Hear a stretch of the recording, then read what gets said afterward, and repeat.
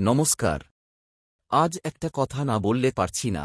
আমার গলা শুকিয়ে যাচ্ছে, হাত কাঁপছে, কারণ আগামীকাল ৭ই জুলাই ২০২৬ তারিখটি আপনার মেষ রাশির জন্য শুধু আরেকটি মঙ্গলবার নয়, এটি এক মহাজাগতিক বিপ্লবের সূচনা। পঞ্জিকা বলছে, আগামীকাল আষাঢ় মাসের কৃষ্ণপক্ষ সপ্তমী তিথি।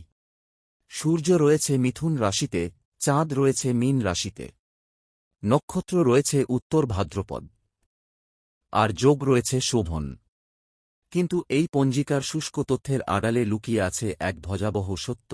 আগামীকাল নেপচুন গ্রহ আপনার নিজের রাশি মেষেই বক্র হচ্ছে, আর বুধ দেব আগামীকাল বক্রগতিতে মিথুন রাশিতে প্রবেশ করছেন।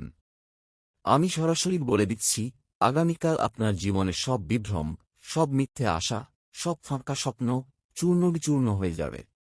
নেপচুন যখন মেষ রাশিতে বক্র হয়, তখন তিনি সেই সব স্বপ্নকে ভেঙে দেন যা আপনার নয়, যা শুধুই অন্যের প্রত্যাশা বা সমাজের চাপিয়ে দেওয়া চিন্তা। তিনি ফিস করে বলেন, তোমার আসল স্বপ্ন কোনটা, চিনে নাও।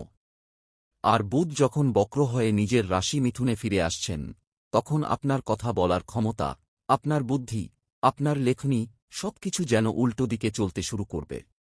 ভুল বোঝাবুঝি বাড়বে, চুক্তিতে ফাঁক থাকবে, আর আপনি হয়তো নিজের কথাই নিজে ভুল বুঝবেন। এবং এই সব কিছুর মাঝে মঙ্গলবারের অধিপতি হনুমানজি, যিনি ভয়ঙ্কর বিপদের মধ্যেও ভক্তের রক্ষাকর্তা, তিনি আগামীকাল আপনাকে একটি বিশেষ সংকেত দিতে চলেছেন। হনুমানজি বলেন, বুদ্ধি যার থাকে, বিপদ তার কাছে আসে না, আর আগামীকাল আপনার বুদ্ধি আপনার সবচেয়ে বড় অস্ত্র। শেষে আমি যে মন্ত্র দেব, তা শুনলে আপনি কেঁদে ফেলবেন, কিন্তু সেটা আসার আগে আসুন আগামীকালের প্রতিটি প্রহরকে খুঁটিয়ে দেখি।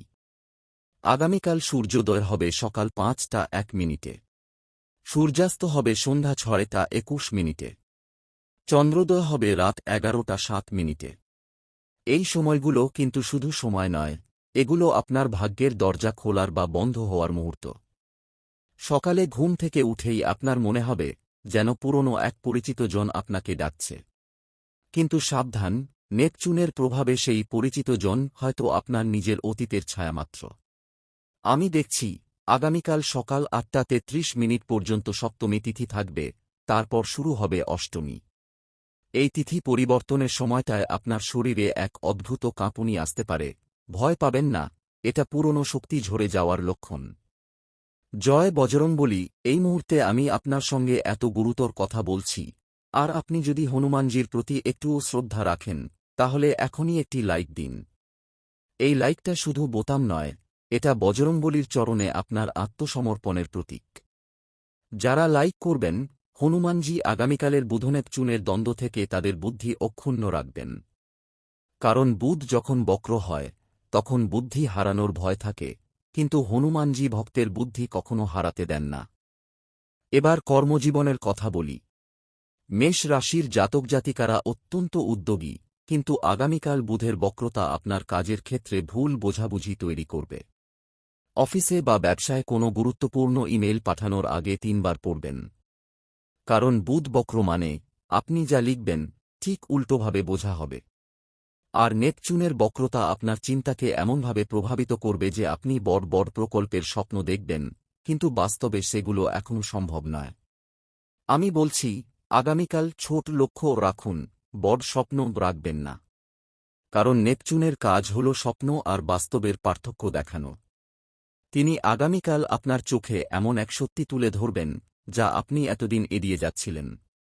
আমি জানি অনেক মেষ রাশির মানুষ আর্থিক সংকটে আছেন, বা নতুন বিনিয়োগের কথা ভাবছেন।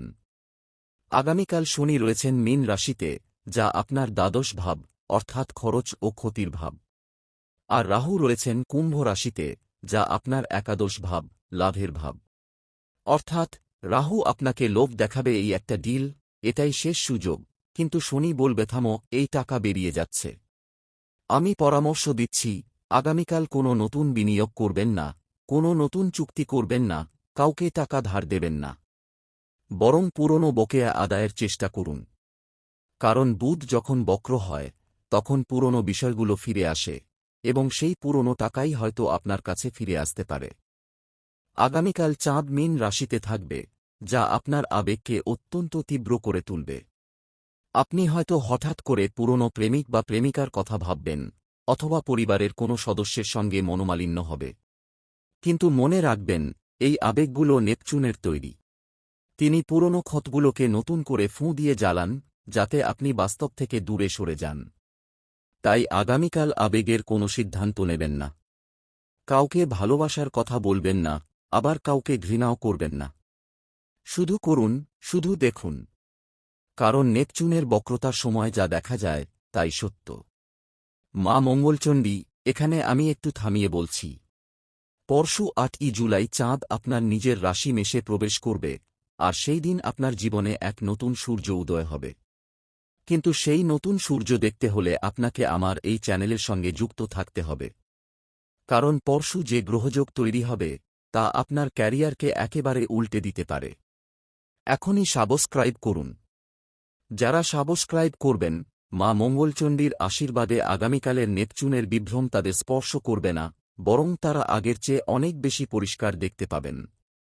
আমি আপনার স্বাস্থ্যের কথাও বলি। আগামীকাল মঙ্গল রয়েছেন বৃষ রাশিতে, যা আপনার দ্বিতীয় ভাব, পরিবার ও অর্থের ভাব। আর শনি মিনে আপনার দ্বাদশ ভাব থেকে মঙ্গলকে দেখছেন। এর অর্থ, আপনার পায়ে, গোড়ালিতে বা রক্তচাপে সমস্যা হতে পারে। কারণ মঙ্গল রক্তকে উত্তপ্ত করে, আর শনি তাকে ঘন করে।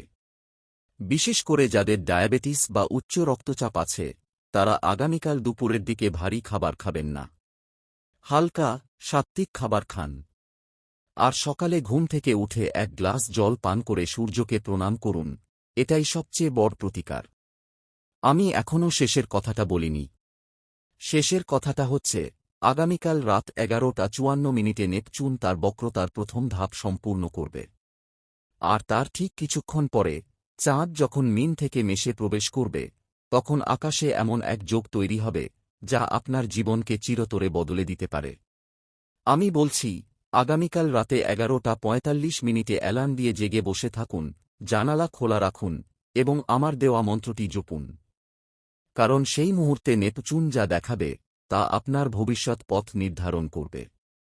আপনি হয়তো ভাবছেন, এতগুলো গ্রহের টানাপোড়েনের মধ্যে কিভাবে নিজেকে সামলাবেন।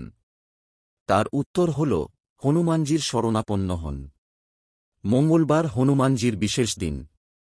আগামীকাল সকালে স্নান করে লাল বস্ত্র পরে হনুমান চালিসা পাঠ করুন। যদি সময় না পান, তবে ওম হন হনুমতে নমঃ মন্ত্রটি 108 বার জপুন। আর ডান হাতে একটি লাল সুতো বেঁধে রাখুন, যা সারাদিন আপনার কবজিতে থাকবে। সন্ধ্যায় সেই সুতোটি কোনো পবিত্র গাছের গোড়ায় বেঁধে দিন। এই সহজ প্রতিকারটি শনি, মঙ্গল ও নেপচুনের মধ্যে যে উত্তেজনা তৈরি হবে, তা আপনার শরীর ও মন থেকে দূর করে দেবে। এতক্ষণ আপনি শুনেছেন, আমি শুধু বিপদের কথা বলিনি, সুযোগের কথাও বলেছি। কিন্তু এই সব কিছু আপনার জীবনে কার্যকর করতে হলে দরকার আপনার বিশ্বাস। আর সেই বিশ্বাসকে জাগ্রত করতে আমরা একসঙ্গে যা করি, তা হল একযোগে জয়ধ্বনি করা। জয় মা দুর্গা। এত কিছু শুনলেন, এখন যদি চুপ থাকেন, তাহলে এই শক্তি আপনার কাছে পৌঁছাবে না। মা দুর্গা, যিনি মঙ্গলবারের অন্যতম প্রধান দেবী, তিনি তখনই সক্রিয় হন যখন ভক্তরা একসঙ্গে তাঁর নাম উচ্চারণ করে। এখনই কমেন্টে লিখুন, জয় মা দুর্গা।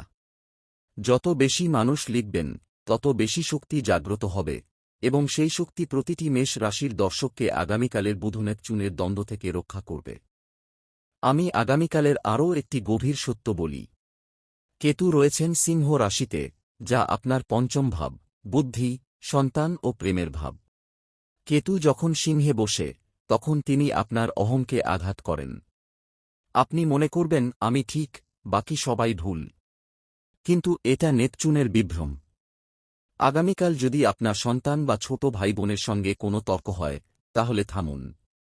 তাদের দোষ ধরবেন না, বরং তাদের প্রশংসা করুন। কারণ কেতুর কাজ হল বিচ্ছিন্ন করা, কিন্তু আপনি যদি নম্র হন, তাহলে কেতু আপনাকে ছেড়ে চলে যাবে। প্রেমের সম্পর্কে যারা আছেন, তাদের জন্য আগামীকাল একটি পরীক্ষার দিন। শুক্র রয়েছেন সিংহ রাশিতে, আর রাহু রয়েছেন কুম্ভে। এই দুই গ্রহের দূরত্ব আগামীকাল প্রেমের সম্পর্কে এক অদ্ভুত টানাপোড়েন তৈরি করবে। আপনার মনে হবে, আপনার সঙ্গী হয়তো আপনার থেকে কিছু লুকাচ্ছে। কিন্তু সেটা কি সত্যি, নাকি নেপচুনের তৈরি সন্দেহ? আমি বলছি, আগামীকাল আপনার সঙ্গীকে কোনো প্রশ্ন করবেন না। শুধু করুন। কারণ ৮ই জুলাই চাঁদ যখন মেশে আসবে, তখন সবকিছু পরিষ্কার হয়ে যাবে। আর যদি আপনি একাকী হন, তাহলে আগামীকাল সেই একাকিত্বকে স্বাগত জানান, কারণ নেপচুনের বক্রতা আপনাকে আপনার আসল ভালোবাসার দিকে নিয়ে যেতে পারে। আমি আপনার ভবিষ্যতের আরও একটি দিক খুলে বলি। বৃহস্পতি ও বুধ দুজনেই মিথুন রাশিতে রয়েছেন, কিন্তু বুধ বক্র। এর মানে আপনার শিক্ষা, আপনার জ্ঞান, আপনার লেখাপড়া সবকিছুতে এক অদ্ভুত স্থবিরতা আসবে। ছাত্রছাত্রীরা যদি আগামীকাল কোনো পরীক্ষা দেন, তাহলে তারা প্রশ্নপত্র ভালোভাবে পড়বেন, কিন্তু উত্তর দেওয়ার সময় ভুল করবেন। তাই আমি পরামর্শ দিচ্ছি, আগামীকাল যারা পরীক্ষা দেবেন, তারা প্রশ্ন ৩ বার পড়বেন এবং উত্তর লেখার আগে একবার চোখ বন্ধ করে ভাববেন। কারণ বুধ বক্র মানে দ্রুত সিদ্ধান্ত, ভুল সিদ্ধান্ত। আগামীকাল সকাল 11:32 থেকে দুপুর 12:20 পর্যন্ত অভিজিৎ মুহূর্ত, যা যেকোনো শুভ কাজের জন্য অত্যন্ত উপযোগী। এই সময়টায় যদি আপনি কোনো গুরুত্বপূর্ণ কাজ শুরু করতে চান, বা কোনো পূজা করতে চান, বা কোনো গুরুত্বপূর্ণ ফোন করতে চান, এই সময়টাই সবচেয়ে ভালো। কারণ অভিজিৎ মুহূর্ত হল সেই সময় যখন গ্রহগুলো এক মুহূর্তের জন্য থামে এবং আপনার কথা শোনে। আবার রাহুকাল পড়েছে বিকেল 3:47 থেকে 5:30 পর্যন্ত। এই সময়টায় কোনো নতুন কাজ শুরু করবেন না, কোনো গুরুত্বপূর্ণ সিদ্ধান্ত নেবেন না, কোনো টাকা লেনদেন করবেন না। কারণ রাহুকালে যা করা হয়, তা পরে বিপদে পরিণত হয়। আমি দেখছি, আগামীকাল যোগ রয়েছে শোভন, যার অর্থ শুভ, মনোরম। কিন্তু এই শোভন যোগের ভেতরেই লুকিয়ে আছে নেপচুনের বক্রতার বিষ। অর্থাৎ বাইরে থেকে সবকিছু শান্ত দেখাবে, কিন্তু ভেতরে ভেতরে এক অশান্তি তৈরি হবে। তাই আমি বলছি, বাইরের চেহারায় বিশ্বাস করবেন না, ভেতরের সত্যিটা খুঁজে বের করুন। কারণ নেপচুনের কাজ হল বাইরের আবরণ খসিয়ে ফেলা। আমি এখন আপনাকে সেই বিশেষ মন্ত্রটি দিচ্ছি, যা আমি গোড়ায় বলেছিলাম। এই মন্ত্রটি হনুমানজি ও মা দুর্গা উভয়ের সম্মিলিত শক্তিকে আহ্বান করে। মন্ত্রটি হল অং হ্রিং ক্রোম হনুমতে দুর্গায় নমঃ। এই মন্ত্রটি অত্যন্ত শক্তিশালী এবং এটি শুধুমাত্র ৭ই জুলাই জপ করার জন্য উপযুক্ত। আজ রাতে শোবার আগে এবং আগামীকাল সকালে ঘুম থেকে উঠে এই মন্ত্রটি ২১ বার জপ করুন। কিন্তু মনে রাখবেন, মন্ত্র জপের সময় আপনার ডান হাতের তর্জনী ও মধ্যমা আঙুল ভাঁজ করে রাখবেন। এটি একটি বিশেষ মুদ্রা, যা বুধ ও নেপচুনের শক্তিকে আপনার শরীরে নিয়ন্ত্রিত করে। আর এই মন্ত্রের চূড়ান্ত সক্রিয়তা ঘটে যখন আপনি তা কমেন্টের মাধ্যমে লেখেন। কারণ লিখিত শব্দের নিজস্ব কম্পন আছে, এবং সেই কম্পন এই প্ল্যাটফর্মের মাধ্যমে প্রতিটি দর্শকের কাছে পৌঁছে যায়। এখনই কমেন্টে লিখুন, জয় বজরংবলী অং হ্রিং ক্রোম হনুমতে দুর্গায় নমঃ। এই ভিডিওটি আপনার প্রিয়জনদের সঙ্গে শেয়ার করুন। কারণ ৭ই জুলাই সবার জন্যই গুরুত্বপূর্ণ। যাঁরা আমার এই সাবধানবাণী পাবেন, তাঁরা অন্তত আগামীকাল আরও সুরক্ষিত থাকবেন। আর যাঁরা পাবেন না, তাঁরা হয়তো অজ্ঞানেই বিপদের মুখে পড়বেন। আপনার একটি শেয়ার তাদের জীবন বাঁচাতে পারে, এটা কোনো কম কথা নয়, এটা গভীর সত্য। মেষরাশি, মনে রাখবেন, আগামীকাল আপনার বিভ্রম ভাঙার দিন। যা কিছু অসম্পূর্ণ তা শেষ হবে। যা কিছু মিথ্যে তা ফাঁস হবে। আর যা কিছু সত্য তা আরও শক্তিশালী হবে। নেপচুন যখন বক্র হয়, তখন জীবন আমাদের যে পাঠ শেখায়, সেগুলো আর এড়িয়ে যাওয়ার উপায় থাকে না। কিন্তু আপনার ভিতরে যে অগ্নি আছে, সেই অগ্নি আপনাকে পথ দেখাবে। হনুমানজি রক্ষাকর্তা, মা দুর্গা শক্তির উৎস। আমি আজ শেষ করছি, কিন্তু আগামীকাল আবার পরশুর জন্য আরও ভয়ঙ্কর এক গ্রহযোগ নিয়ে আসব, যা আপনার ক্যারিয়ারকে সম্পূর্ণ বদলে দিতে পারে। ততদিন পর্যন্ত হনুমানজি ও মা দুর্গা আপনার রক্ষাকর্তা হন। সবাই সুস্থ থাকুন, নিরাপদ থাকুন এবং নিজের ভাগ্য নিজেই লিখুন। জয় হনুমান, জয় মা দুর্গা। নমস্কার।